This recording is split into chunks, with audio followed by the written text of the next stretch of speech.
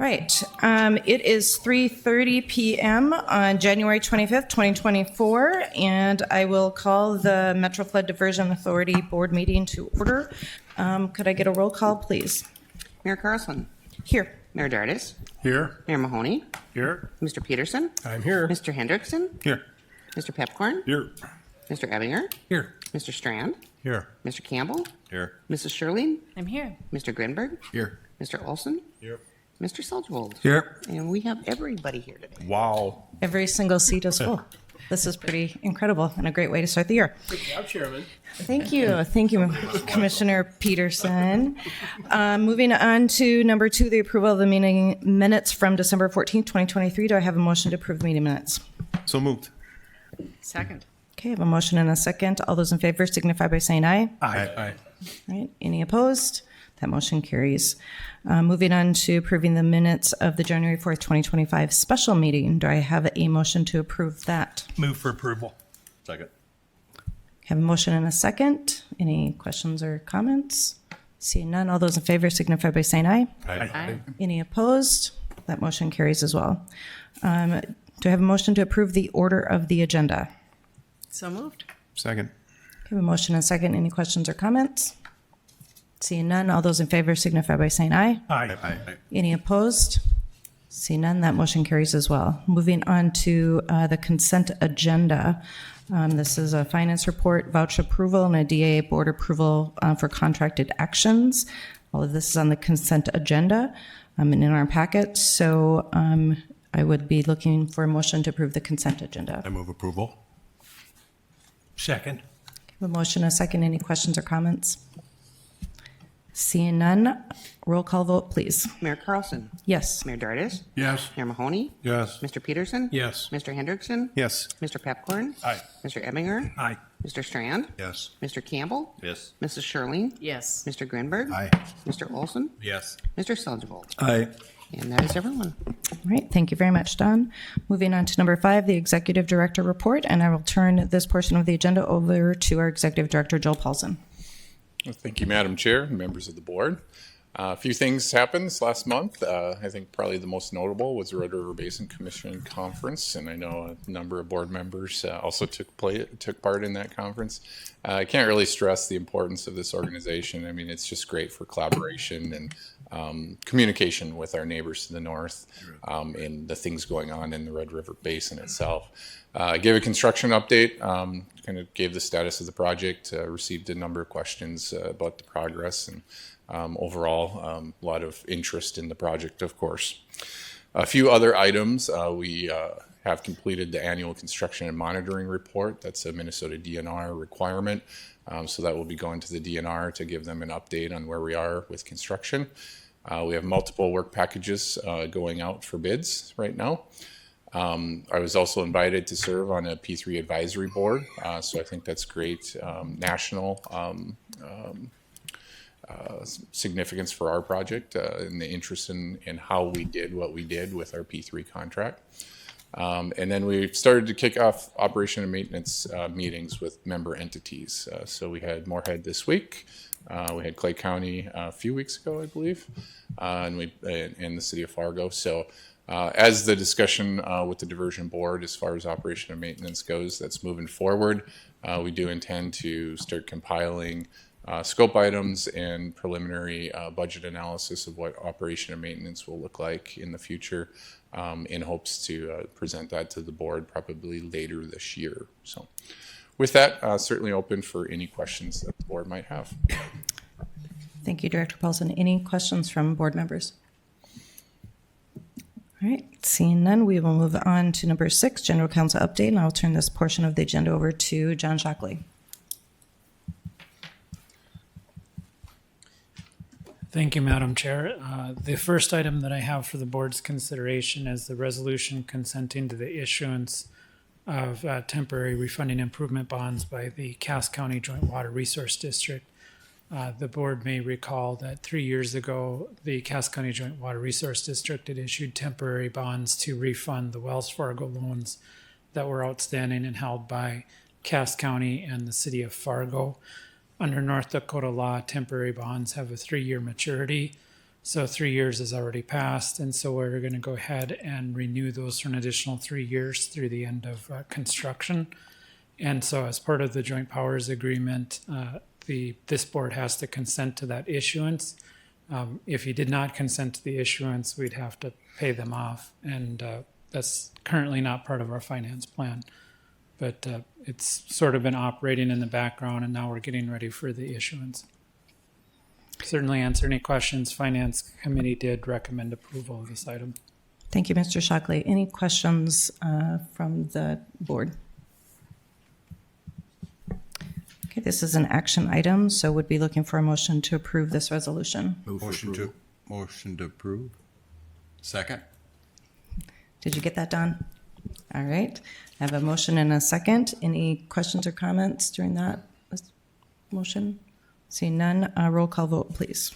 Mayor Carlson. Yes. Mayor Dardis. Yes. Mayor Mahoney. Aye. Mr. Peterson. Yes. Mr. Hendrickson. Aye. Mr. Pepcorn. Aye. Mr. Ebinger. Aye. Mr. Strand. Yes. Mr. Campbell. Yes. Mrs. Shirley. Yes. Mr. Grinberg. Aye. Mr. Olson. Yes. Mr. Seldgevold. Aye. That is everyone. All right, and that motion carries. Thank you, Madam Chair. The next item I have for the board's consideration is a housekeeping item that at the first meeting every year, the authority board needs to confirm the appointments of the different members to the Diversion Authority Board and Land Management, Finance, and Planning Committees. Staff had reached out to the different member entities, confirmed their appointments, which you'll see in Exhibit A. And so this is really a part of the organizational process for the authority, so you'd need a motion and a second to confirm those appointments. All right, thank you. Do I have a motion? So moved. Second. Okay, I have a motion and a second. Any further discussion? All right, seeing none, I know this is listed as a roll call vote, but I think that because of the fact every single one of our board members are here, we can just go with a voice call. So all those in favor signify by saying aye. Aye. Any opposed? All right, that motion carries. On to C. Thank you, Madam Chair. The final item is the pursuant to the Joint Powers Agreement. At this meeting, you need to elect a vice chair, which must be a North Dakota member from one of the North Dakota member entities, since currently a Minnesota member is serving as chair. Okay, thank you, Mr. Shockley. With that, do I have any nominations for the role of vice chair for the Diversion Authority Board? Madam Chair, Yes, Commissioner Peterson. nominate Commissioner Grinberg, please. Okay. So I have a motion to nominate Commissioner Grinberg. Second. And a second. Any other? I have a motion and a second. So with that, how do I do this? Do Nominations cease and cast unanimous we ballot. want any other nominations? Do I take any? Second that. I move nominations cease and cast unanimous ballot. Okay, so nominations cease with a motion and a second. All those in favor signify by saying aye for Aye. that motion. Aye. No. Was that an emphatic one or just under your breath? So nominations have ceased. And I have a motion and a second on the table for the nomination of Commissioner Grinberg to be the vice chair. Any questions or comments? Seeing none, all those in favor, I know this is roll call vote as well. But again, all of our board members are here, so we'll just do a voice call. So all those in favor signify by saying aye. Aye. Any opposed? That motion carries. Congratulations, Commissioner Grinberg. You're out, yeah. All right.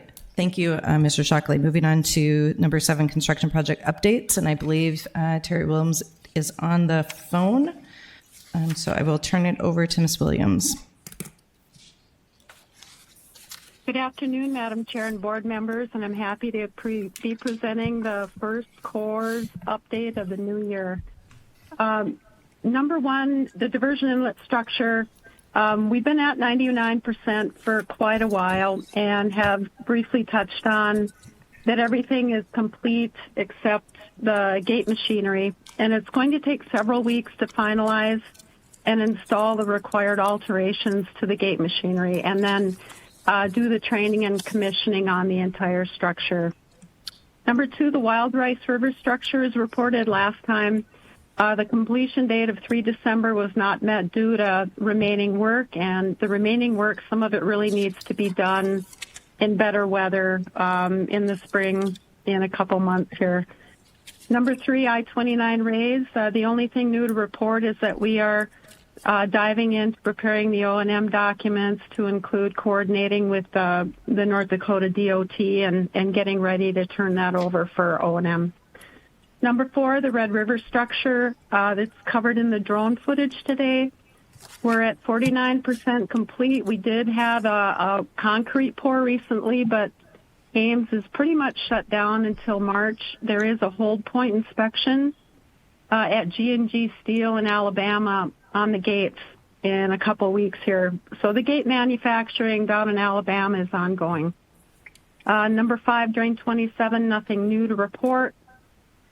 Number 6, Drayton Dam, really in the midst of preparing the O&M manual for that project. Number 7, Reach SC2A, still contractors still shut down. And then we'll move into bids and remaining design. So SC1B, we did have a bid opening today, and I can quickly report some preliminary results. We had 3 bidders, and the low bidder came in at about $13.2 million, and the independent government estimate was $14.8 million. So I think we got some nice bids today. SC2B, the bid opening is scheduled for 1 February. Oxley, Hicks, and Bakke, the bid opening is currently 30 January. And you can see the remaining items we're coming down to the last stretch in getting SC4, 3, and 5 designs complete. We do have another contract out on the street. It's an environmental restoration contract, or it's forest mitigation for all of the forest impacts, project's impacts to floodplain forests. And the bid opening for that is currently scheduled for 20 February. That ends my update, Madam Chair, unless there's any questions. Thank you, Ms. Williams. Are there any questions for Ms. Williams? There are none. So moving on to 7B, this would be turning over to Chris Bakke. Thanks, Madam Chair. Board members, a quick update today on the status of the channel construction. We were able to extend the interim completion on a couple of segments today. The Drain 29 inlet was connected to the diversion channel, which will be the first drain inlet that we've connected that will function into the channel. And by doing that, we also were able to remove one of our plugs on County Road 31. So now the channel is functional from County Road 4 downstream to the outlet, which then includes Drain 29. So again, another nice progress step. So we've got that one marked to show the functional completion. There's still work to do in those areas, but the channel itself will carry water and provide some drainage for us in the spring and summer for sure. A couple other notes on the Maple River Aqueduct. I think we reported that we did or planned to do our first pour in December. That did happen. They also are planning to do their second foundation pour next week. The nicer weather certainly has helped them in those regards. Made some of the channel excavation a little more challenging because the ground's softer than they anticipated, but overall construction progress is moving along. In the field, they did shut down for a couple of weeks when it was below zero, but generally when they're above zero, they're working on both channel and structures work. They're working on quite a few of the bridges. Actually, we're geared up that probably in the next month or month and a half, we should have some beams set on a couple of our bridges. So making nice progress there, getting up to the superstructure side of things. That's the main construction updates for today. If you have any questions on that, or otherwise I can step into the safety update as well. Thank you. Any questions or comments from the board? Commissioner Shirley. Thank you. Just curious, when Will we be at a point this spring, should we have some rural flooding, that there will be actual passive drainage then for us in that Argusville area? In the Argusville area, there will be a limited amount. The drainage north of County Road 4, yes. We do have to leave the County Road 4. The channel is still blocked there. And then once you get back to I-29, so yeah, a limited amount, but there will be a little bit of drainage that we'll be able to move into the channel starting this spring. So. Will there be any hindrance, any problems it's creating temporarily for those areas? No, all of the current drainage across the channel is still connected. So the existing drains will still move across the channel. That's part of the reason for the plugs until everything lines up. The road plugs and the existing drainage still connects across the channel. So water will still flow generally how it does today, but it won't necessarily gain the benefit of the channel quite yet south of County Road 4. Great, thank you. Yep. Any other questions? Okay. Doesn't seem to be any, so you can move on to the next All right, agenda good. item. We'll do a quick safety update. Just as a reminder, but the timing of our November and December board meetings, we got off a little bit. So we're going to present both the November and December safety updates today. We probably hit a little bit of the November overlap in December, but we'll cover them both. There were two, you'll get the safety incidents there, not anything of significance in November or December. A couple of recordables you'll see, all very minor and nothing that was a major issue. And December was a very good month. The bar charts you show there for the channel, you also see that there was one minor incident on a Fargo project, but didn't result in any lost time. But that was a minor incident there. Otherwise, no other safety issues for the last couple months. All right, comments or questions from that? Go ahead. What about year-to-date? The year-to-date piece would be the dark blue circle, Okay. or the dark Right. blue charts are an ongoing accumulative, and the lighter blue are just the month reported. So thanks for clarifying that, Roger. That I should have distinguished that. So yep. Any other comments or questions? See none, we can I move think we're on up to the drone drone updates footage. next. Recent frigid temps have slowed construction on some components, but excavation and other work continues around the clock on the FM Area Diversion Project. I'm Tom Fuchs, the Senior Construction Manager for the Metro Flood Diversion Authority, with the latest construction updates.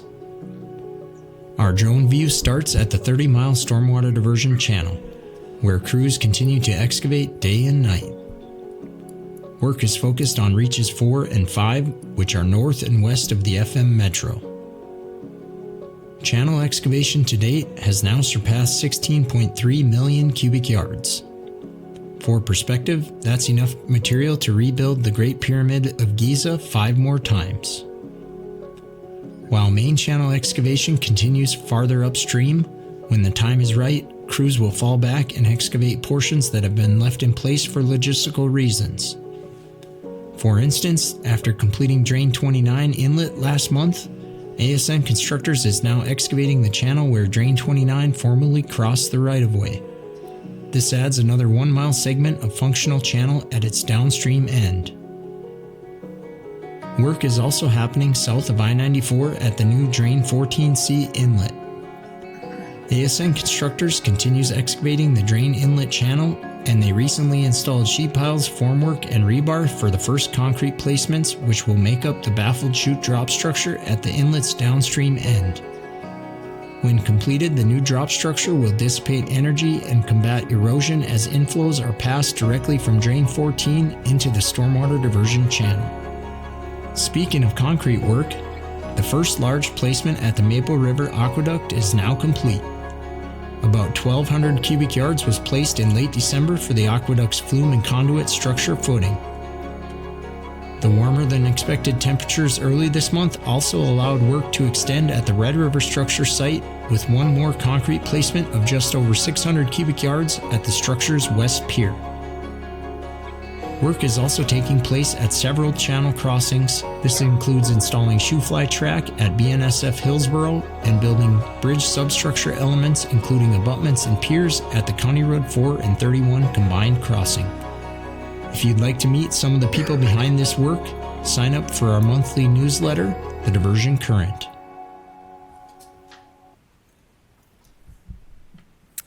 All right, moving on to number 8, a communications team update. Turning this over to Amy.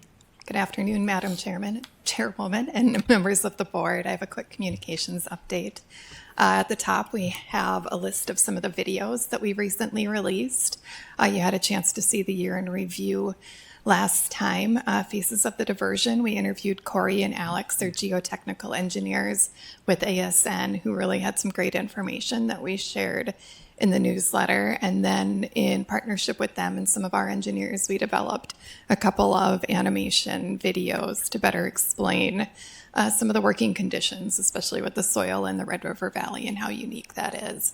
So those were all in the January newsletter, which again, we kicked off the year with some strong performance there. 62% opened and nearly 20% clicked through to take a look at the information in more depth. We also had 9 short form video updates that we released since mid-December. Some of those are just brief project updates from the sites, but others are pieces that we're taking from footage that we already have. So we have a chance to reuse some of that information.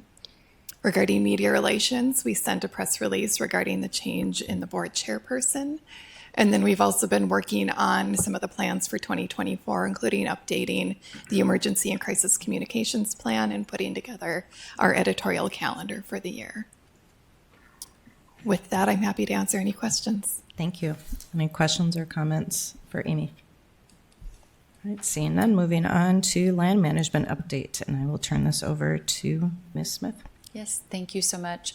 On the maps that you have before you, as you can see on the left-hand side, everything in the channel has been acquired. We're still waiting to close on a couple of those properties.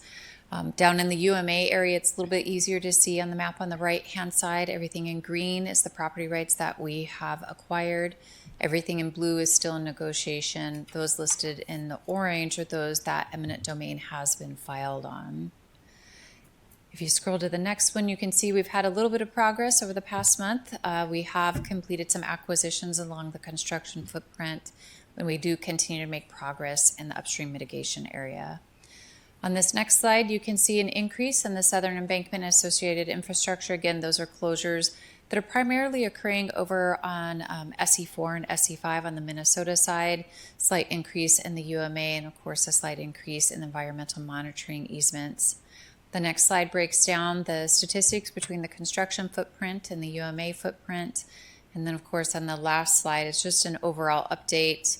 We do continue negotiating settlement agreements for those that are in the eminent domain process. I know Chris McShane at Onstead Twitchell and I have several settlement offers sitting out with property owners that have entered into eminent domain or we're prepared to file eminent domain on. In the last month, we did close on 13 parcels. That does include 8 property owners. We are scheduled to close an additional 18 this month. I know some of those had to be rescheduled for February. But I was just looking at the closing list, and it's pretty significant closings that will be occurring in February and in March.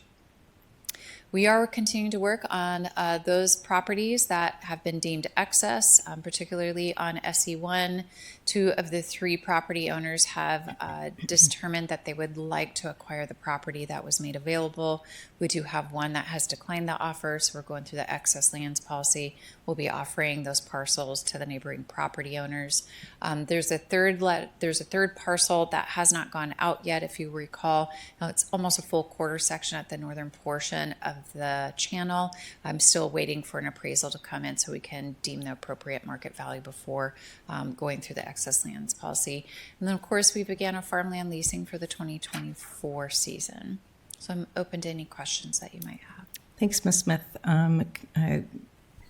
Go ahead. Thank you. I'm curious about the excess land repurchases. Are we seeing a variance in the repurchasing price versus our purchasing price originally? And how is that shaking out? Yeah, that's a great question. So, Chairwoman and Commissioner Strand, the way we did this with the market analysis is a little bit different per parcel. So, the ones on SE1, if you recall, and I know it's been a couple of months and I don't have a map available, but they're very slim. And really, what had happened is the Corps had asked that we go ahead and start acquiring property. We acquired it based off some preliminary drawings. When we got their final design, what we found is there's a couple of acres, just very long and narrow along the roadway. We are actually offering that back to the property owners at the price we purchased it at. So that's one circumstance. The parcels that at the very northern end of the channel, that full quarter section, we will not be offering at the price we purchased it at. We're waiting for that appraisal to come back in.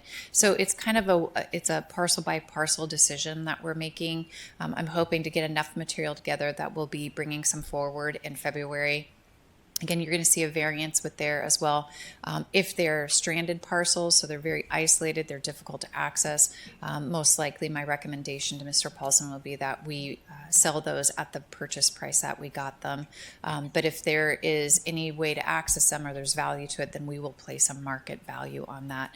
And that market value can either be determined by doing a full appraisal, or it can just be done by a market analysis that we can complete internally and then make a recommendation to move that forward. So not a very simple answer, eh? Madam Chair, might I continue?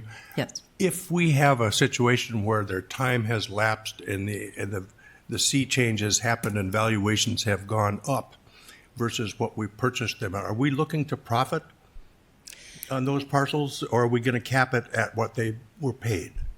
So Chairwoman and then Commissioner Strand, what the excess lands policy says is we need to sell it at market value. So I'm not saying that we're looking to profit from it, but we do need to determine what market value is. And again, a lot of variables will go into that, if it's difficult to access, if it's whatever. Some of them have a right of first offer on it, and that was a part of their settlement negotiation. So if we went to sell that parcel within so many years of acquiring it for them, typically it's 5 years, then most of those obligations are that we would sell it back to them at the price that we purchased it at. If it's beyond that 5 years, or they didn't have that ROFO sitting on it, then we're under an obligation to sell it at market value. But again, that market value can be determined by multiple factors. So at this point, the majority of what we have proposed for sale is really at the price we've purchased it as, but that's very intentional because we are holding on to our excess lands in hopes to be able to use it as a tool with settlement negotiations. So there's not very valuable land that really we've been offering up. That parcel at the very northern end of this channel is the first one that would probably go up significantly in value from the price that we purchased it as, and that was really a test subject for me. I know that the excess lands policy was developed several years ago. I want to make sure that policy is behaving with the way and manner that the board intended it to prior to, pushing, more valuable property through that policy. So in case we need to make any amendments to it. Okay. Any other comments or questions from board members? All right, seeing none. Thank you. Thank you. And moving on to number 10, finance update. Mayor Dargis. Thank you, Madam Chairman. Finance Committee met yesterday. We had $6,725,370.67 presented as bills in December. And also, we have a net cash position of $211,183,891. We also heard the item that Mr. Shockley presented today with regarding to the issuance of the 2024 A bonds. We dealt with that. And also there was the election of a vice chairman of the Finance Committee, Mr. Rick Steen, who had been serving in that capacity, was asked to serve again, and he has consented to that, and the Finance Committee approved that vote. So that's all I have. Thank you, Mayor Dargis. Any questions for Mayor Dargis? All right, seeing none, we will move on to the South University Floodwall Repair Project, and I will turn that over to Executive Director Joel Paulson. Thank you, Madam Chair, members of the board. In November, we had a discussion at the board level about this topic. South University Drive flood wall. There is damage currently to this portion of flood wall within the city of Fargo's flood protection, and it needs to be repaired. There were a few questions that were asked by the board, and so we went back and we have some answers for you. First question was, is this flood wall contained under either the city of Fargo's insurance policy or the authorities? And Mr. Shockley looked into that, and it is not contained under either insurance policy. So there's no avenue there to acquire funding for the repair of the project. The second request by the board was to engage the State Water Commission to see if there's state funding that could be accessed for this project. The city of Fargo did have a meeting with the Department of Water Resources, and the conclusion from that discussion was that there was no money available for the repair of this project, and that it would not be eligible for state funding. So with no other funding source and the responsibility of the authority, this was brought back to the Planning Committee for discussion, and it was the recommendation of the Planning Committee to utilize the contingency in our program budget under the local flood protection item for the city of Fargo to pay for the proposed fix. That was also then presented at Finance Committee yesterday, and the Finance Committee also recommended to the Diversion Board today that we move forward with utilizing the contingency in the local flood protection item and increasing the 2024 cash budget to accommodate the $4.8 million cost. So with that, this is an actionable item. I do have a proposed motion there. That was also the motion that was presented at the Finance Committee as well. Thank you, Mr. Paulson. Any questions or comments? Commissioner Strand. Thank you. Joel, this begs the question, what other risks are there for other flood walls, and what are we facing down the road? And how are we covered if it happens? It's a great question, Commissioner Strand, and I have had numerous discussions with Nathan Borboom about, a monitoring of the levee system in town. And just for your awareness, the levees are inspected on an annual basis, both in Fargo and in Moorhead. Because of what we've experienced with this particular flood wall, it's my understanding that the city of Fargo is actively monitoring other locations for any potential movement, and they have acquired a consultant to perform that monitoring. I think this location in particular is somewhat unique because of how close it is to the river, and the constraints with the cemetery and University Drive being directly adjacent to it.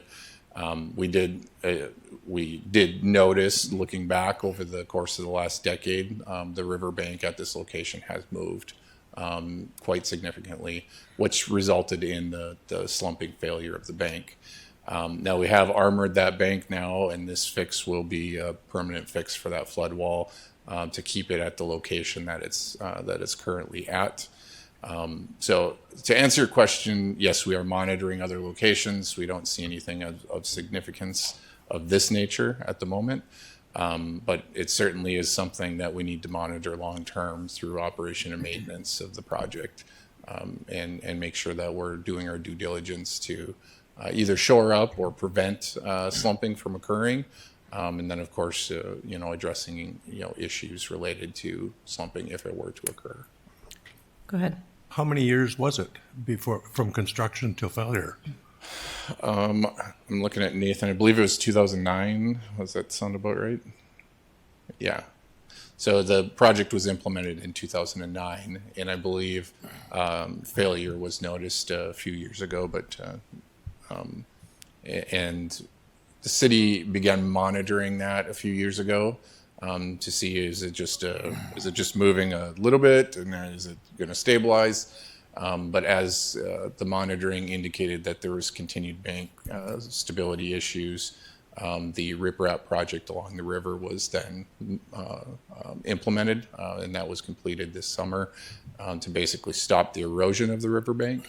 And then this project will then reinforce the flood wall to keep it in its current location and prevent it from moving as the bank slumps around it. Madam Chair, one line and I'm done. Were these designed for 37-foot flow? That's correct. They were, so that's not a change in after we've negotiated the height of the water going through. No, these levees are required to pass 37 feet through town. Yeah. Commissioner Strand, is that okay? Any other questions? Mayor Dardis. I refrained from bringing this item up in the finance report because I knew that Mr. Paulson would be addressing it. The $4,895,000 cost that's incorporated with this is an engineer's estimate. So if there's additional costs over and above that, when all the geotechnical and everything else gets involved, it will come back before the finance committee first before we bring it to the board. But that's a kind of a placeholder of what we anticipate based on the expertise of our experts of what this cost might be. Thank you, Mayor Dardis. And I would just, emphasize that Nathan gave us some really good information about that this is a very, very unique place in Fargo where this slumpy was occurring, and I don't anticipate, and I think he was affirming that we're not anticipating that this is going to be happening with other levees. It's just such a unique spot within the city of Fargo. Madam Chairman, I'd also ahead. like to state that the Finance Committee passed this through unanimously onto the board, that this should be paid. Thank you. Yeah, thank you, Mayor Dardis. Any other questions or comments? Madam Chair, I'd move the motion as presented. Okay, I have a motion. Do I have a second? I'll second it. A motion and a second. One last time for questions or comments. Commissioner Strand? The dumbest question in the world. What are our options if we don't? Are there any options? The do nothing option would basically accept that the flood wall is slumping and uncertifiable.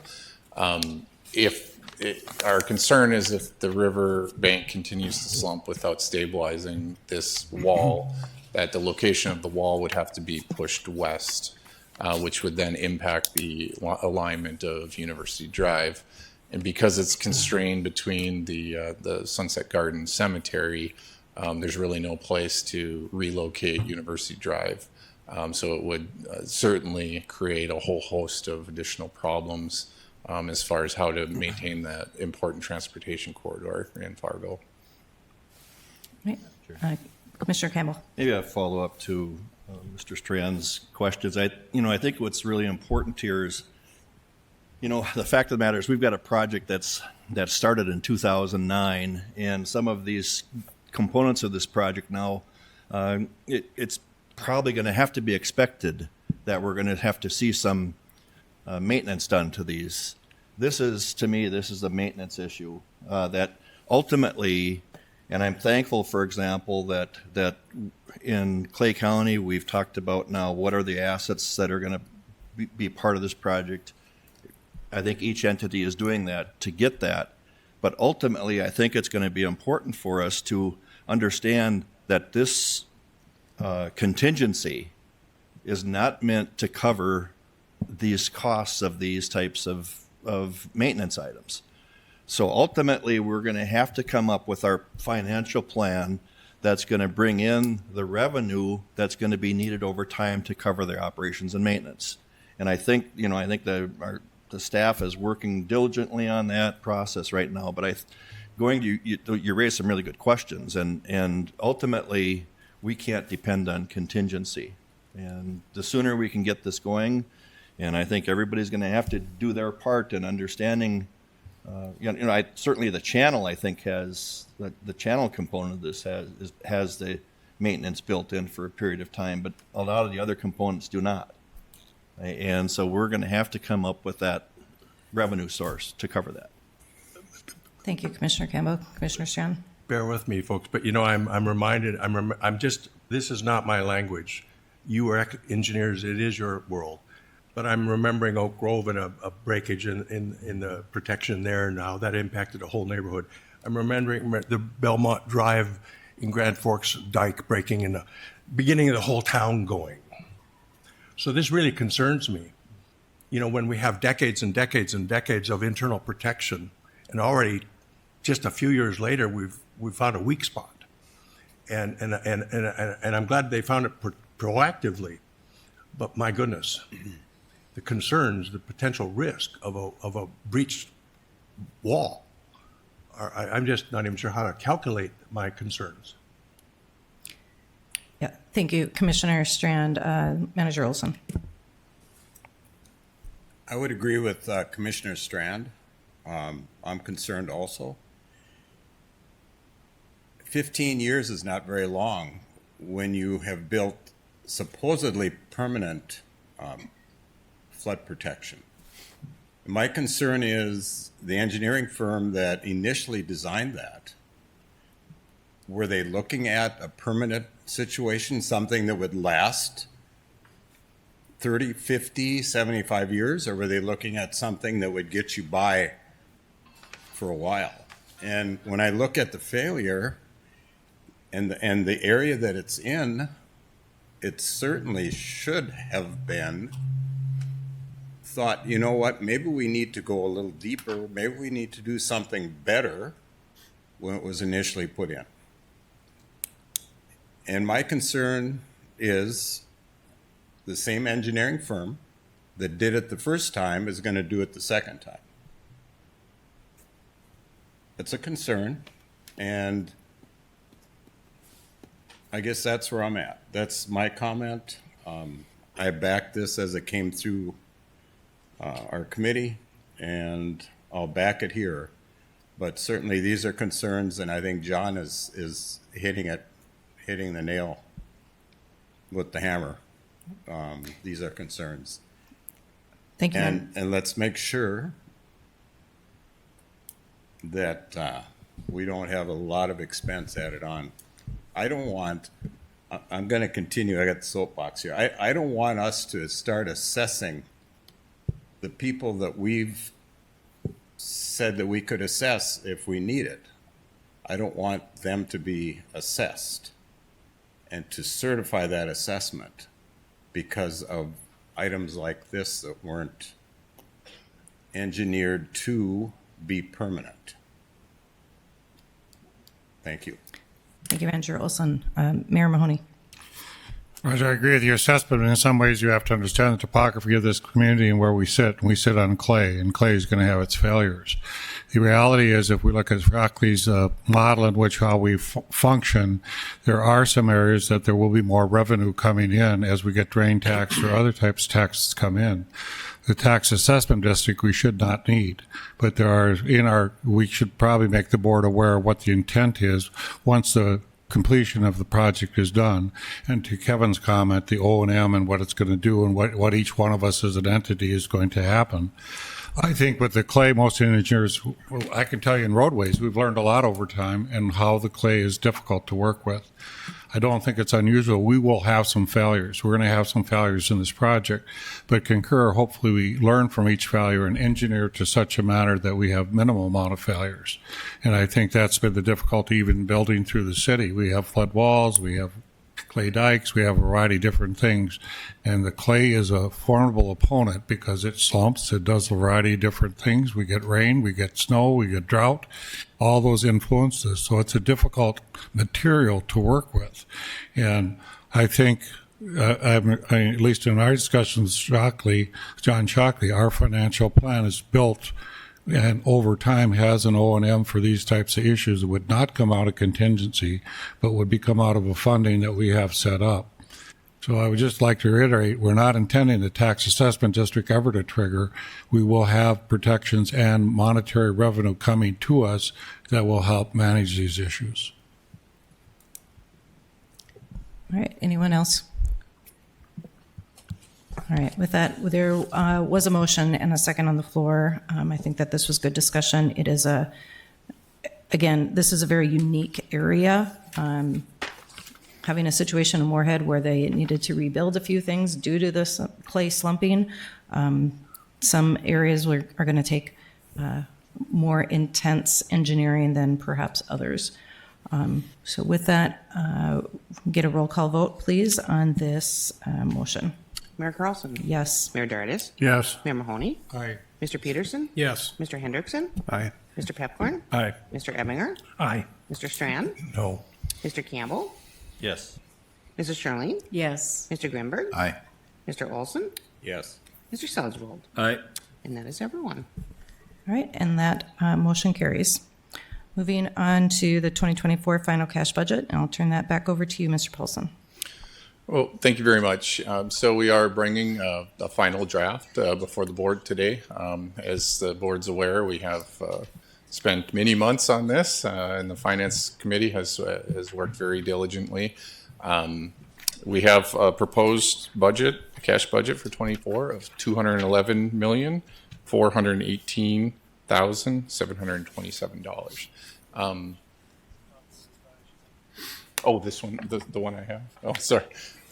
Paul just informed me that the one that we handed out to you today is revised to include the South University Drive item that we just discussed. So that is the new number being proposed for the final draft for approval of the board today. Certainly available for any questions that you might have. Thank you, Mr. Paulson. Are there any questions? Move for approval. Second. Okay, a motion and a second. Again, one more opportunity. Any questions or comments? Seeing none, this is another roll call vote. Go Mayor ahead. Carlson, Yes. Mayor Dardis, Yes. Mayor Mahoney, Aye. Mr. Peterson, Yes. Mr. Hendrickson, Yes. Mr. Pepcorn, Mr. Ebinger, Aye. Mr. Strand, Yes. Mr. Campbell, Yes. Mrs. Sherling, Yes. Mr. Grinberg, Aye. Mr. Olson, Yes. Mr. Salzwald. Aye. And that is everyone. All right, and that motion carries. So moving on to other business, we have the Metro Flood Diversion Authority 2024 calendar of meetings. Joel, I have you down as this item, I guess. Thank you, Madam Chair. Nothing much to report here. This is consistent with the timing that we are currently using for committee and board meetings. So if there's any questions, certainly available. Commissioner Strand. Just regarding the MetroCog conflict with November and December, how do we usually resolve that double schedule of meetings in the same space and time? Yeah, so because we have our board meetings on the Thursday, which ends up being Thanksgiving, we end up moving that forward, and it does conflict with MetroCog. So it is something that we could look at, trying to change a different date or time during the week to do it. But in past years, we've traditionally just moved that up a week, and it does conflict with that MetroCog meeting. Several of us are in the MetroCog policy board. That's my point. And we'd create a gap if all of a sudden we make us choose where we're going to be. All right. We could perhaps look at that further as we progress throughout the year. For the time being, would I have a motion to approve the 2024 calendar of meetings? Second. Okay, I have a motion and a second. Any further comment? Can you perhaps work with MetroCog and look at that sooner than later? Because it's either they move up earlier or we move up earlier, and then they meet at 4. But 4 of my commissioners are on that, so that would wipe out ours. I don't know how many people more had. Chuck, you seem to be nodding your head. So maybe not to directly conflict with them. Let's look at a way we can manage to do this. Yep, we'll work on that. So for the time being, we'll approve this one, and then we'll bring a revised dates for November or December. The next, either February or March. So, any other comments? Seeing none, all those in favor signify by saying aye. Aye. Any opposed? That motion carries. All right, the next is just to announce our next meeting, which is February 22nd, 2024. Do I have a motion to adjourn? So moved. Okay, a motion and a second. All those in favor signify by saying aye. Aye. All right. Any opposed? Anyone want to stay? Nope. Okay, that motion carries. We are adjourned.